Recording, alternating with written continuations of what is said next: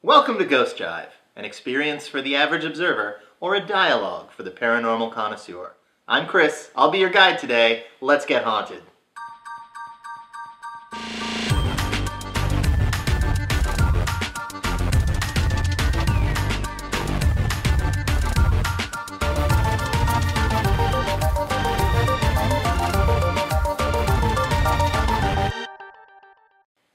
Happy Wednesday, Internet. And you all know what Wednesday means. It's Ghost Hunting Tips Day, here on Ghost Jive. As you remember from all of our previous Wednesday episodes, that's when we pull back the curtain a little bit to show you how we do things. Maybe you'll learn something about ghost hunting. Maybe we'll learn something about ghost hunting. But probably you. We know a lot about ghost hunting already. Our guest this week is Mr. E.J. Massa. Mr. Massa, thank you for coming on the program. Hi, Chris. It's great to be here. Thanks. So, to start us off, why don't you take us through just a normal procedure of what you do when you go to exterminate a ghost? Okay. Well, first, I go to a spooky location, like a crypt, or a mausoleum, or a Chuck E. Cheese, and I locate a ghost, and I sneak up on it, and I look into its bright, beady eyes, and then I punch it in the face. You punch it? Right in the face.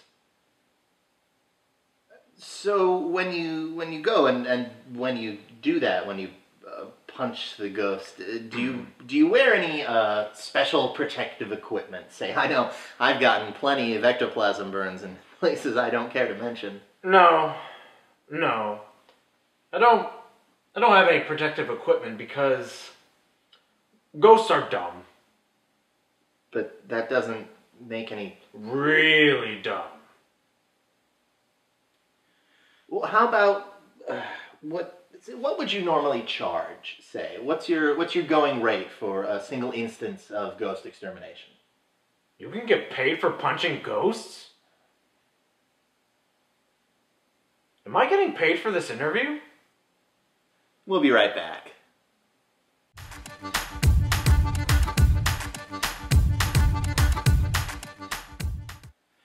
So for the second half of the show, we're going to move right on to reader questions. And our first question comes from an emailer, Mr. Michael Strode of Kalamazoo, Michigan.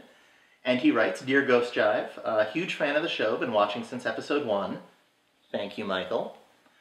And I have a problem with a ghost in my attic. It's a very noisy ghost, but not a poltergeist, he writes in all caps. And he is wondering the best way to get rid of it. Well, Michael, I'd punch it in the face. So our second question also comes via email. This is from Lucy Paulus of Derry, New Hampshire.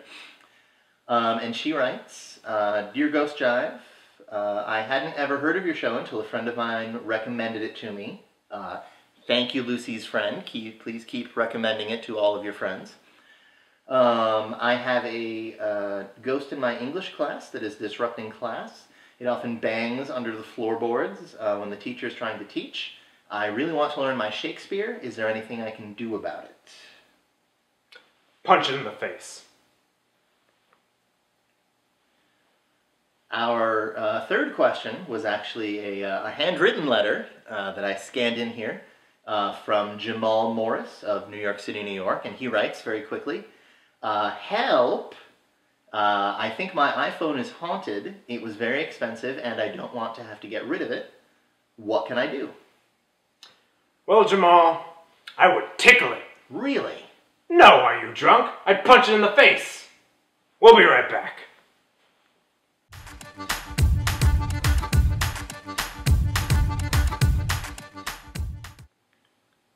Many thanks once again to this week's guest, Mr. E.J. Massa. Why don't you follow me into a graveyard No, sometime? don't follow him anywhere. Follow us on Twitter. Twitter's a graveyard. Shh, no more commentary. I'm doing the outro. You can find us at our new username at... Seriously? At Graveyard.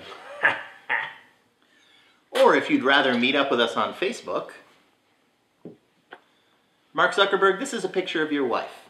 If you know what's good for you, and her, you'll restore our accounts.